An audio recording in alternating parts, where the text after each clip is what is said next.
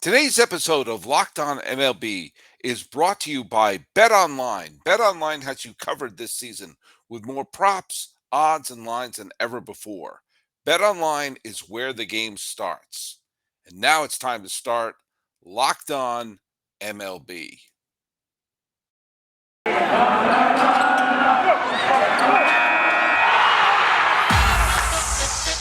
You are Locked On MLB, your daily MLB podcast. Part of the Locked On Podcast Network, your team every day. Hello, baseball fans. Welcome to Locked On MLB, part of the Locked On Podcast Network, where it's your team every day. This is the daily podcast. We talk about all of Major League Baseball. I am your host, Paul Francis Sullivan. If you don't believe me, where's my lower third? There it is. You can call me Sully. I am an Emmy-nominated television producer who is now starting his fifth year as a podcaster here with the Locked On Podcast Network. I've been baseball podcasts for more than a decade, but I've been here and talk about baseball all during the off season, and we're going to continue doing it as we're building up to what should be an exciting 2023 season. Hey, you can follow us at Locked On MLB Pods on Twitter and on Instagram. I'm your pal Sully. I'm at Sully Baseball Podcast on Instagram. You can also follow us on YouTube. Some of you are watching us on YouTube right now, or you're listening to us on your podcast device. Thanks so much for making us your first listen. All right, tell you what I'm going to do today. First of all, I'm back in the luxurious Sully Baseball Studios here in Pasadena, California, overlooking the historic Rose Bowl. It was really fun going back up to Palo Alto, seeing family during the Christmas break, but doing some of the podcasts from my old childhood room. You're going to see there's one more that I did in the can that we recorded there. Obviously, I've recorded a bunch of podcasts ahead of time, so I didn't do that many new ones there, but they've been churning out 5 a week. I'm going to keep doing it right now. Before we go into, today's going to be kind of like a mailbag episode. I'm going to be going through some of the comments that some of you have been leaving, either here on YouTube or on Instagram or on Twitter, or wherever you send me their stuff.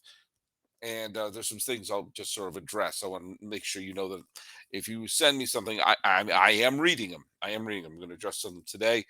There has been some baseball news, including some. I don't want to. Look, this is just when reality creeps in to baseball. Liam Hendriks.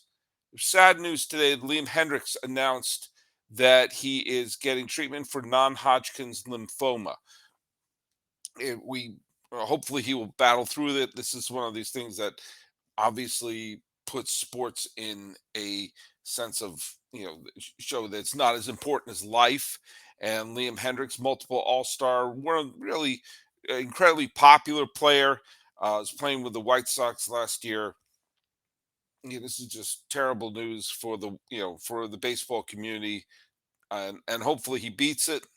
Hopefully he comes back, because I think baseball is a little bit better with Liam Hendriks coming out of the bullpen. But obviously, the first and foremost is the thoughts of the person, and you hope that he comes through very, very soon. And so, all the best wishes. Is obviously not a lot I can do from here, but I hoping that he becomes a great success story, which would mean pulling through.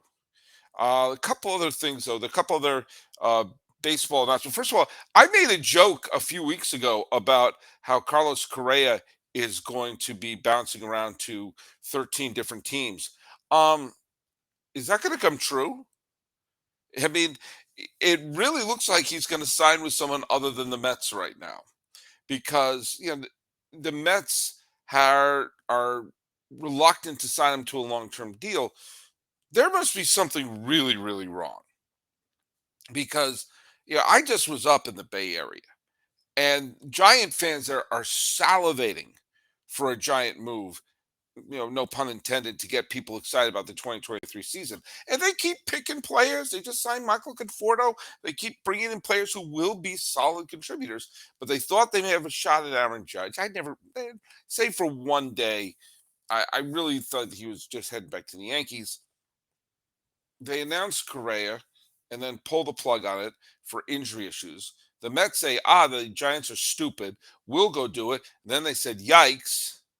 When you have one team, a big market rich team like the Giants, who needs to make a big splash to win over their fans after the disappointing 22 season, and the Mets, who just won't stop spending money, when those two teams stop in their tracks, you know something's up, which is one reason why I'm not going to be trashing the Giants or the Mets about this whole situation.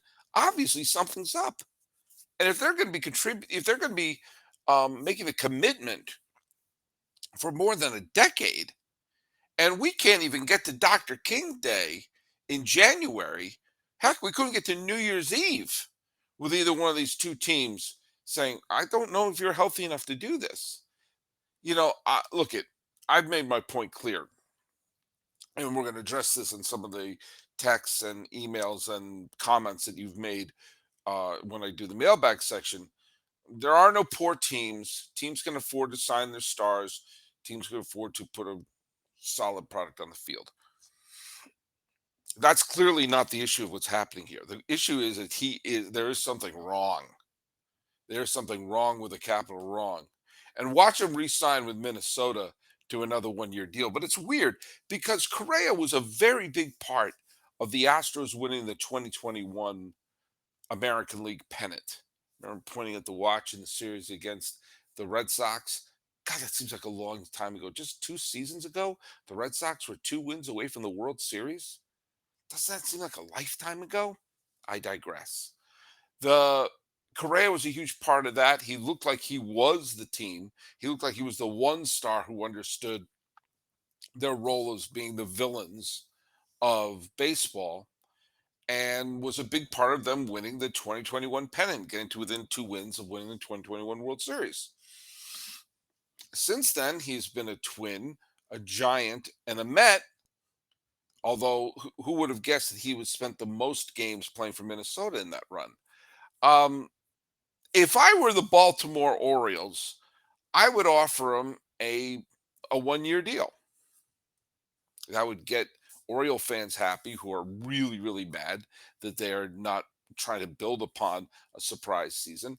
Um, and also, look at if if his health is this bad, there's no way you can commit to a long term deal, and maybe he needs to show the world that he can be healthy for a full season. I don't know the answer, neither do you. All I know, this whole thing is being bizarre, absolutely bizarre.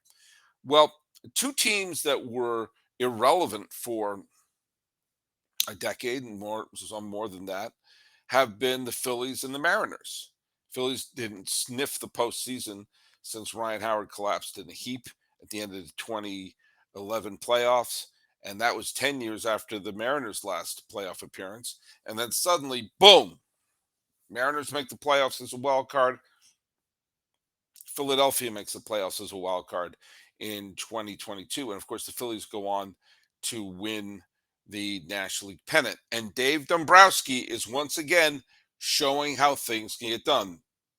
We have news for both of those franchises. Well, quick news for the Mariners brought in AJ Pollock not long after bringing Teoscar Hernandez. They are trying to go for it. Now, is AJ Pollock the terrific player he was a couple of years ago? No, he was a key contributor to the Dodgers winning the World Series in the truncated 2020 World season.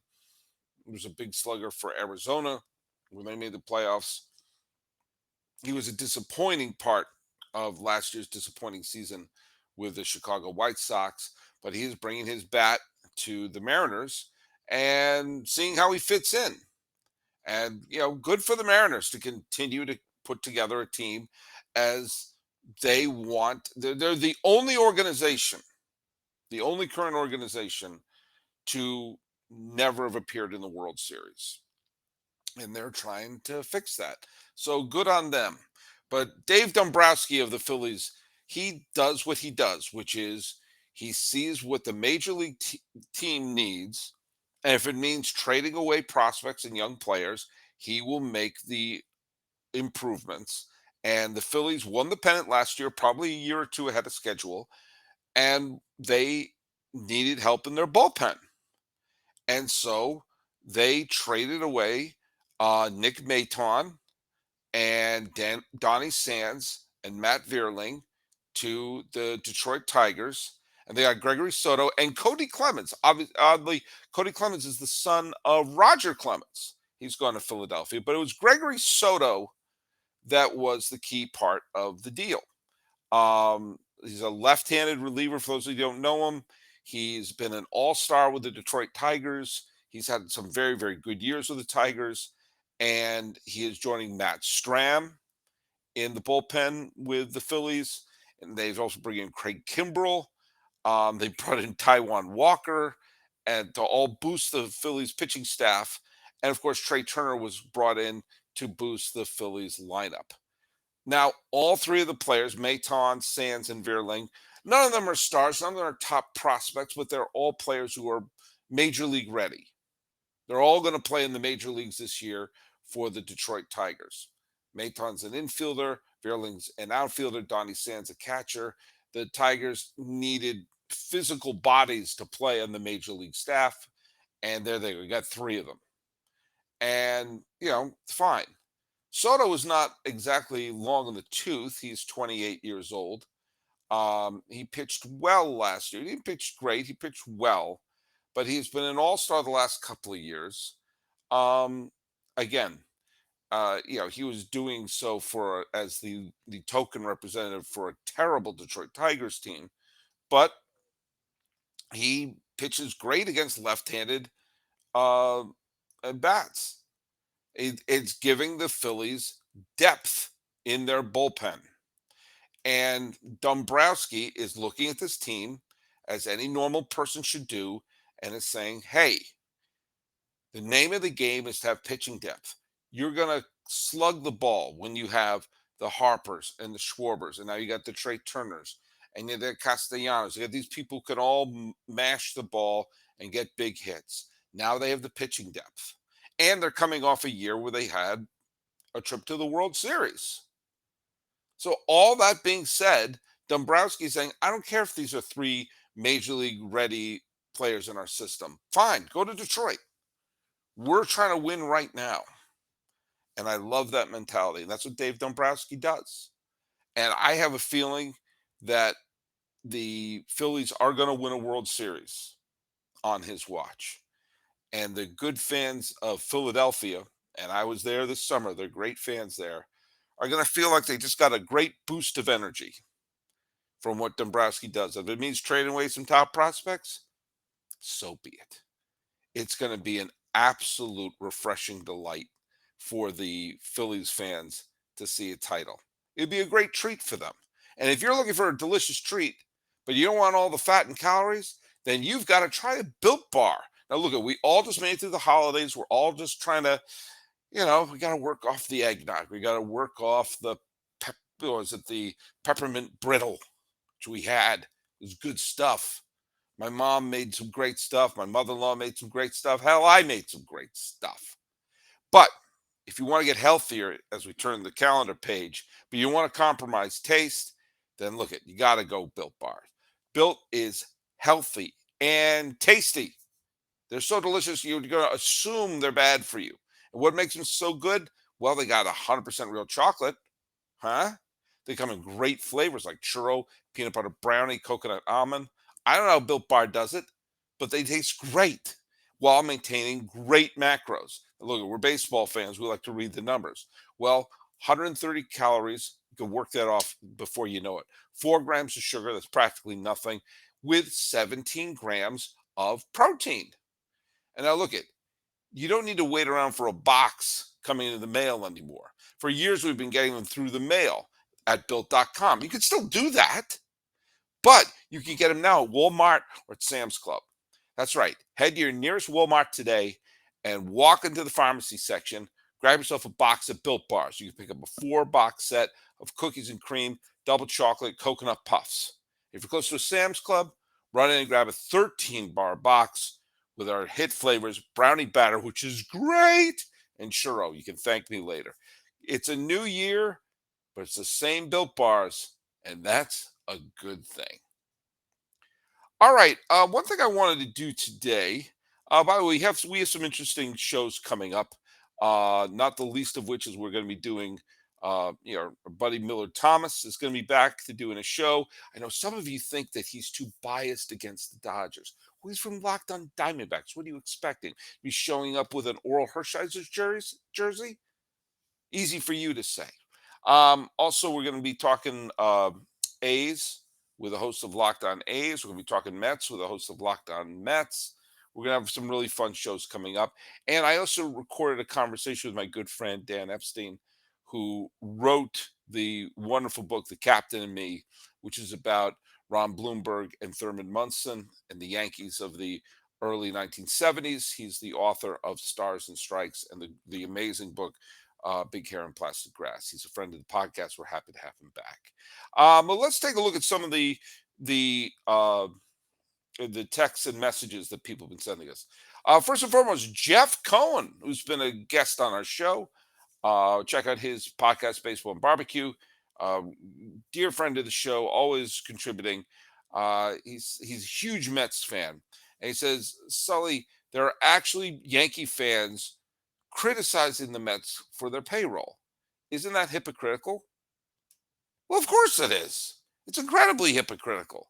The Yankees have been a team since, God, the days of Casey Stengel, where they have been a gluttonous team signing players. Steinbrenner obviously did that a lot. There have been the Yankees, even when Cashman and company are not spending out of control, they're always near the top of the payroll. They're always looked upon as one of the teams that needs to. If people talk about salary caps or whatnot, I'm not a fan of a salary cap at all. The Yankees always come up, and Yankee fans have enjoyed a generations of taking advantage of teams trying to dump players because of their salary. Hell, they raided the Red Sox in the end of the 1910s, bringing in Babe Ruth and an all-star team of championship players from Boston because they were milking the Red Sox and milking them dry of their star players that they would take off their hands. They had they were able to sign big stars like Joe DiMaggio and top prospects to come up in order to be part of their team throughout the 30s and 40s and the 50s and 60s. They had a what should have been a legal collusion relationship with the Athletics, them being in Kansas City at the time, where they just sent players to the A's, and whatever the A's had a very good player, they would be sent to the Yankees for pennies on the dollar. And then, of course, when free agency kicked around, they were the first one to kick down the door, signing Catfish Hunter when he became a free agent. We had a whole big podcast talk about that. And whether it was Reggie Jackson or Don Gullett or Rich Gossage or Dave Winfield or Luis Tiant or up and down the line signing big time free agents. Yes, they signed they had a core when they were winning the World Series. Jeter, Pettit, Bernie Williams, Posada, Mariano Rivera. We know that, but they also used their money to keep those players around and to bring in Cone was dumped by a team. Wells signed him. The Clemens came in, signing El Duque, signing Matsui, signing Jason Giambi, signing Mike Mussina. I mean, that's been their reputation. Signing CC Sabathia, signing Mark Teixeira, and bringing in Garrett Cole, bringing in Carlos Rodon, signing Aaron Judge to the huge contract, and picking up A Rod in a salary dump by the Texas Rangers, picking up Giancarlo Stanton with a salary dump because they could afford it. Yeah, that's part of the Yankee mentality. How did the Red Sox wind up being the Yankees eventually? By trying to beat the Yankees at their own game. So Yankee fans complaining that the Mets are spending tons of money is not really self-aware. However, it's one of those moments where they could actually stand outside and see what everyone else is seeing. That they've been so used to them being the team that picks up all the players. When they see someone else does, especially the Mets, who had years and years and years and years of not being spenders because the franchise was, duped in the freaking with the Ponzi scheme by was it by Madoff, and ownership was a mess and they wouldn't be spending money. Stephen Cohen came in and said, "Hey, I have an idea. What if I show up here and spend tons of money because I'm in New York? I'm going to be a big market team. I'm going to act like it." You know, Yankee fans are seeing themselves in the reflection, and they don't like it. I don't know why they don't like it. It's just it's part of it. And I am 100% for, if you're a billionaire owner, you want to sign lots of players, go do it. Doesn't always mean success, doesn't always mean winning, but hey, give them a shot. And Yankee fans, yeah, it's incredibly hypocritical. But you know what? Sports fans are not known for thinking through their positions. They want there's a little bit of odd jealousy going on. They want their team to be the one spending the piles of money. Um, I had talked about the fact that a baseball team does not owe their team a champion, owe their fans a championship. They owe their fans an entertaining summer. I've been saying that for years. Yes, it's great if they win a championship, but the main thing is to provide entertainment for the summer. And if a team does not do that, does not put a quality product on the field, does not give their fan base a summer, then by definition they're not doing their job. Uh, I I don't know how to pronounce this name. Exajtesh, Ekajtesh, Ekajtesch. I'm sorry, I'm butchering your name. Wrote he or she. I don't know if it's a he or she. Is clearly a Reds fan, and he said the Reds enter the chat. The sad reality is that teams like mine have two mildly competitive seasons and 20 horrible ones, and the owners don't give a fig about winning and losing because they're making bank. Say what you want about Cohen, he'd be a dream for us. Sell the team, Bob. Exactly. The Reds, who should be a giant regional team when you consider where they are, their proximity to other large markets like Indianapolis, like Canton, like Dayton, like Louisville, like Frankfurt, like potentially Nashville. That whole region should be Cincinnati Reds fans. And the way you do that is put a great product on the field. Reds fans are chomping at the bit to show up at the park, but they're not going to show up at the park if it's going to be a decade of crummy teams. Or if they have a decent team, because remember, the Reds in 2021, in September at one point, they were tied for a wild card spot. They had a competitive team in 2021. They gave their fans a summer that year, and then they blew the team up, and they're probably going to stink for the next bunch of years. I understand there are ebbs and flows, and you can't always win 90 games. Not even the Yankees win 90 games every year. However, if you're a team like the Reds, you should be either rebuilding or building towards something. In other words, every decade, there should at least be 1 year where it kind of comes together as a Venn diagram, and you think, ooh, we could win it this year. If you're not going to put together a championship caliber team every year, you got to give your fans at least 3 years a decade where they say, hey, wait a minute, we could win. And there's no excuse for the Cincinnati Reds. None. The Tampa Bay Rays have already shown you could put together a quality product and make the postseason year in and year out, even amongst the big spenders.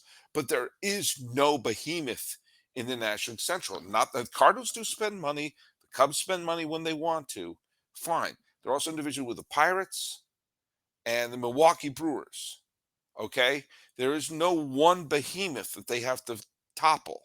And the fact that they haven't really given their fans a chance to think about a World Series title, or at least saying, hey, if everything breaks free, we can really make it work this year. No excuse. And yeah, I mean, a billionaire who just wants to win. If you want to be beloved by a region, buy the Reds. Spend your money to make them competitive. I talked about the suffering index where I try to quantify suffering for fan bases, and the Reds are really high up there. But Scott Campbell asked a question, and I probably should have addressed this on the show. He said, would this make Montreal fans number 31 on the suffering index? You could make a real case that no fan base in baseball has suffered like the Montreal Expos. Um, that they were saddled of having to play in Le Stade Olympique because the 76 Olympic Games in Montreal were an abject financial disaster. And having the Expos play in that horrible stadium, and I went to that stadium. Baseball should not be played in that Starship Enterprise that crashed outside of Montreal. It was not a good place to play baseball, and they had some really wonderful teams.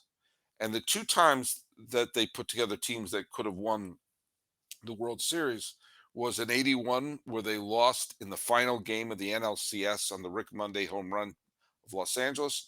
And of course, the '94 team, which was the best team maybe in all of baseball. And then the strike hit. And one of the great what ifs in baseball history is what would have happened if the strike didn't hit? And would they have won the pennant? Would the excitement of that team have sent the team into a frenzy, sent the fans into a frenzy?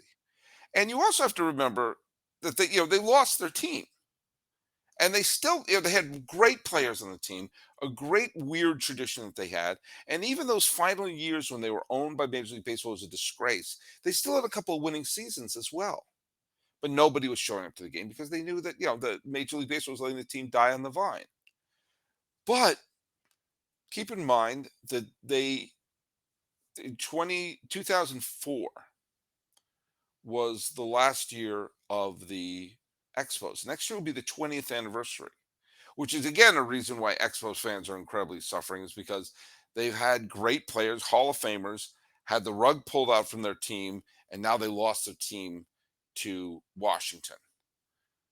There's hope if they put a new team there. It's been long enough. It's been a couple of decades, almost 20 years without the Expos. And if you use the rule of seven, if you're 25, 26 years old in Montreal, you have no memory of a baseball team there. And I think the excitement to getting a team, and maybe have them play in Stade Olympique for the first couple of years, but to build a real ballpark there, I bet it would be a spectacular success. I actually honestly do. But right now, yeah, I mean, you can make the case.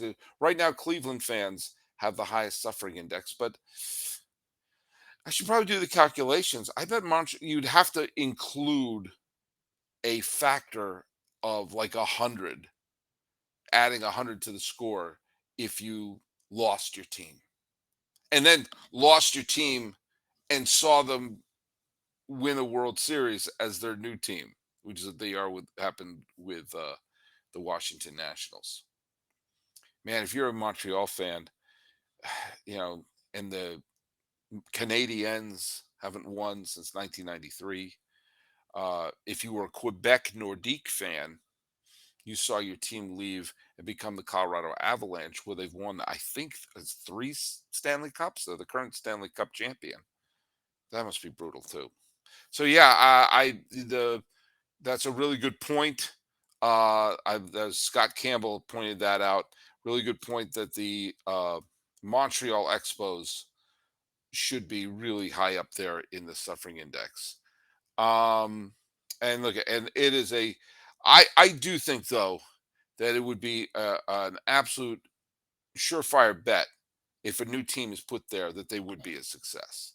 And if you're looking for bets, go to betonline.net. It's still your number one source for sports betting information, stats, news, and analysis. Get the latest odds and trends for every professional and amateur league out there. In pro football, we got the college football championship coming up, got the NFL playoffs. Pretty soon we'll have the Stanley Cup finals and the NCAA tournament. Maybe the NBA playoffs are coming up soon. They got it all at betonline.net. If you love sports podcasts, you can even find those at BetOnline as well. We're the fastest and easiest way to get your betting info. Head to the website today or use your mobile device to learn more. BetOnline is where the game starts. Let's just take a look at some more comments that people have written in. Oh, this one, look at, part of me didn't want to touch this with a 10-foot pole, but George Cook 2026 asked, did you guys mention Trevor Bauer? I did that when I was talking about the Dodgers. Well, first of all, our Dodgers discussion is only going to be I get the BetOnline banner out of there. Talk about players who are actually going to play on the Dodgers next year. Um, the less said about Trevor Bauer, I think, the better. Um, this is not a court of law. However, you don't have to have a court of law to have a team say, "Do you know what? This is not worth. He's not worth the headache." The Dodgers say it's worth paying him what 20 some odd $1 million to go away. That's telling. It's telling that the Cleveland and Cincinnati couldn't get rid of him fast enough. And whether or not he's guilty of everything he has been accused of, what we know he has done, the harassment online and everything, is enough for a team, I think, to say, yeah, I don't want to deal with this guy. He's not worth the headache. He's not worth the headache. It's not worth the controversy. It's not worth the circus. And sometimes that's the case. Will he sign with the team? I don't know. I don't know. But, this is not a he's innocent until proven guilty situation. This is a it's not worth it. Even just on a baseball point of view, he had the one Cy Young season in a truncated year. He timed that perfectly. But at the same notion, everywhere he's turned, it's been more of a headache than it's worth. Cleveland couldn't wait to get rid of him. This is not a guy who seems to be the sharpest tool in the shed.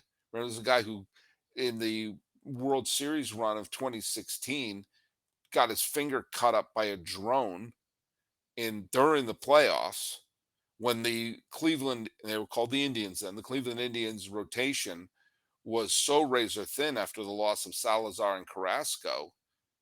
And, he wound up showing up on the mound in Toronto with his hand bleeding because of a drone. This is not a very sharp guy. And from what we've seen, he's not a very good guy. And I can guarantee you some teams are like, you know what? I don't want to deal with him. I don't want to deal with this issue. It's not worth it. It's not worth the publicity. It's not worth the press. It's not worth the distraction. It's not that good. You know, not that if he's guilty of what he's been accused of, I don't care if he's Roy Halladay in his prime. You get him out of the league. As it is, even without knowing whether he's guilty or not, he is guilty of being a pain in the butt and probably not worth the trouble. He'll probably get signed by someone because it won't cost them anything, but I think it'll be a public relations nightmare and really not worth it. Pablo said, also was talking about me. This was on the episode where I talked about the fact that Cleveland is run by billionaires and yet have one of the lowest payrolls of baseball, as they have a chance to end a drought which in 11 years will match the Red Sox 86 years. They have a chance to win now with a great pitching staff and a good solid young team if they raise their payroll from the bottom to the middle. They'd probably be a legitimate pennant contender right now, but they won't do it because they're cheapskates. They have the money to do it. They have piles of money to do it. Pablo said, "Thank you, Sully. No more defending cheapskate billionaires. As a Brewers fan, it's about time someone says it. Small market is a euphemism. It's easy for you to say, for cheap ass. Not sure if that's a word I'm allowed to say here, but I'll go ahead and say it. Yeah, there are no poor owners." Um, I talked a little bit about the fate of the A's at one point and which cities may get a expansion team, which teams should have a team move. I don't want to see the A's move because I love the A's. I love going to Oakland games. I love when I'm up in the Bay Area for a big chunk of the summer. I love to go to Oakland games. That being said, I think that they have shown that the Bay Area is not a two-team market, at least not anymore. I think, and I will say this till I'm blue in the face. I'll say this till I look like a Smurf or can join the traveling crew of Blue Man Group. I don't think baseball will work in Las Vegas. I think baseball will be a disaster in Las Vegas. And if the A's move to Las Vegas, it's just going to fall flat on its face. I think the two places the A's should move to, if they have to move, either move them to Portland or move them to Nashville. One of those two markets, I think they'll both do great. And there's big corporate money there. There are people with deep roots there who identify with the team. I think they would both those markets would embrace the A's. I think it would be a great thing. Sam McBride is one of my listeners, and he said, "I would love to see Portland get a Major League Baseball team. As a Mariners fans, it's so strange not having a natural rival, and I would love that. I hope the A's go to Portland." This is why the Houston Astros moved from the National League to the American League, is because they create a natural geographical rival with the Texas Rangers. This is another, to me, one of the billions of examples of why we should, especially since we have a universal DH, which I've never been a fan of. I do like having the two leagues with two different rules, but as I've said over and over again, if adopting the universal DH prevented a strike and prevented a work stoppage, then I bite the bullet and say, okay, fine, we have a universal DH. Fine, we'll do that. But seeing there's now no difference between the American League and National League, now's the time to create a, to create four basic geographical divisions of 8 teams, expand by two, figure out Oakland, figure out Tampa's situation, add two more teams. I think you got to have a team in Tampa. I think it will work if you had a better stadium. Um, Figure, if the A's move to Portland, fine, expand to Nashville. If the A's move to Nashville, fine, expand to Portland. And I think give Montreal another shot. Boom, there's 32 teams. You have four 8-team divisions, and you have natural geographic rivals.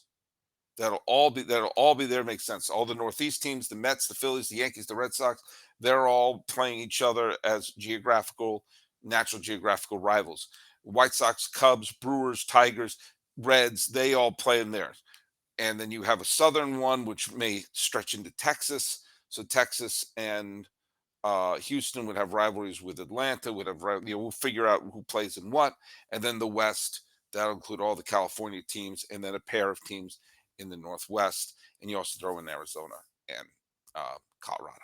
It makes sense. I don't understand why they don't do it.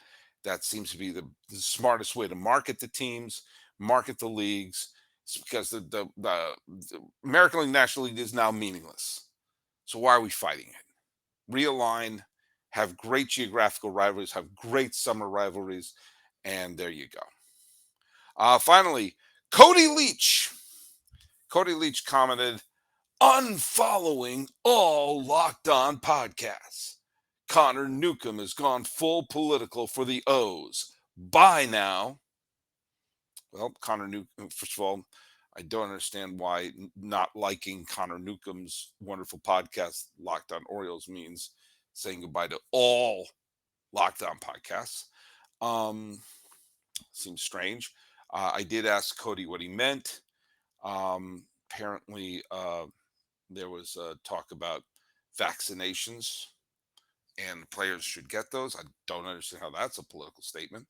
And also, he said that the the the host said something about Black Lives Matter. Um, I think they do. Um, but apparently, that was so strong a political statement that Cody Leach had to announce his departure, like he was a plane leaving the airport. He had to announce his departure. Well, Cody, we'll miss you. We'll miss you, but we're here for you. If you change your mind, especially as you're entering these next couple of months, where that this time where we're not distracted by holidays and getting together and New Year's. We have January and February, the hardest parts of the off season, the slowest parts of the off season, where there's no baseball, none, and we're waiting for spring training to show up. We're waiting for the trucks to drive off to Arizona and Florida. And you're not there yet. We're not seeing any games yet. Maybe you'll watch some basketball, maybe you watch some hockey or football, but it doesn't quite quench that need to have the everyday baseball fun. I'm going to be here, Cody Leach. I'm going to do everything in my power to not be political, but do you know what? Sometimes, and this is just something we all need to understand, a show like this is not going to completely exist in a vacuum, especially where I'm going to be giving my opinions. I make it known. I invite people of all political spheres here, but I will say things every once in a while. My opinion will come out, and baseball does not exist in a vacuum. Never has. Never has. It's always reflected our society in one way, shape, or another.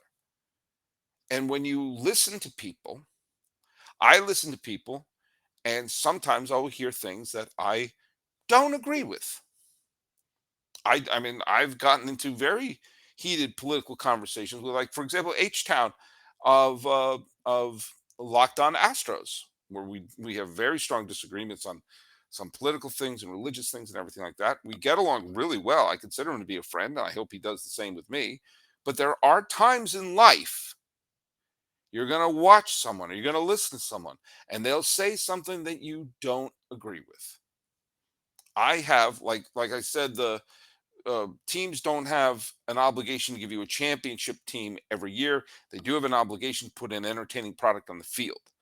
I have no obligation for you to agree with everything I say. Hell, I don't agree with everything I say. But just know this is the world we live in. Sometimes people will say something and you may not agree with what they're saying. Fine. But maybe that's just part of the salad bar of life. That sometimes, well, I like what he said about this. I didn't agree with him about that, but I agree with him about this, or I enjoyed that, or even though I didn't agree with him on this, I liked how like this take, or he said it in a funny way, or this, that, or the other thing. That way with some comedians. I don't agree with everything Bill Burr says, or Bill Maher, other people, or Stephen Colbert, people who I watch. I don't always agree with them, but I can be entertained by them. And sometimes listening and say, hey, I don't agree with that statement they said.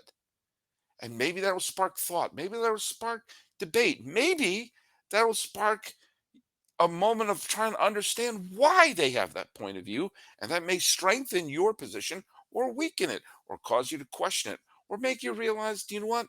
There's a better response to that than saying, I'm out of here. Just a little life lesson. We're going to live on this planet. And sometimes you're going to hear things you don't agree with.